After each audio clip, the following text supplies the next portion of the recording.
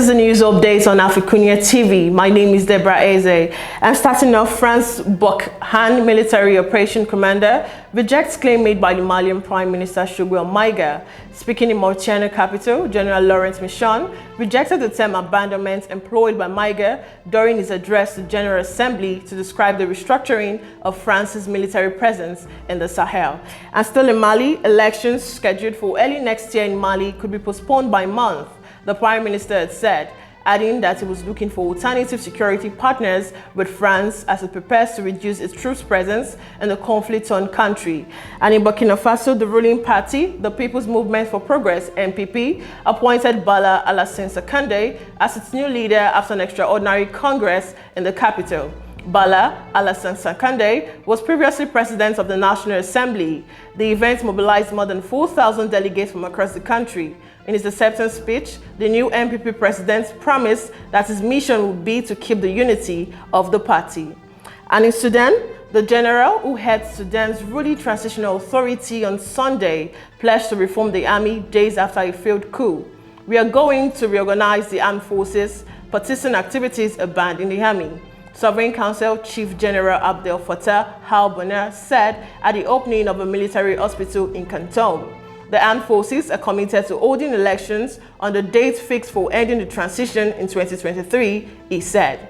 And in Nigeria, the Central Bank of Nigeria's E-naira website has gone live ahead of October 1st official launch. According to the website, www.enaira.com, E-naira is a CB-issued digital currency that provides a unique form of money denominated in naira. The CBN stated that E-naira would serve as both a medium of exchange and a store of value, offering better payment prospects in retail transactions when compared to cash payments. It added that E-naira had an exclusive operational structure that is both remarkable and nothing like other forms of central bank money. As for Nigeria, the Nigerian National Petroleum Corporation spent a total of 905.27 billion naira on petrol subsidy in 8 months amid rising global oil prices. The latest data obtained from the corporation shows, with international oil benchmark, Brent crude nearing $80 per barrel on Monday, up 2.07% at the $79.71 per barrel as of 7 p.m. Nigerian time. The landing cost of imported petrol and subsidy are expected to increase. And we take it to South Africa, where ruling ANC on Monday unveiled its manifesto for upcoming local elections, vowing to renew itself, woo back supporters and stop opposing inroads. In a televised event, President Cyril Ramaphosa launched his party manifesto from a public square in the capital Pretoria on Monday, pledging the Reform Party while admitting that we've made mistakes in the past 26. An update from the foreign scene: about 25 people were taken to hospitals after an explosion hit a residential building in the town of Gothenburg early on Tuesday morning. Swedish police has said on its website that they are working on evacuating people living in the area.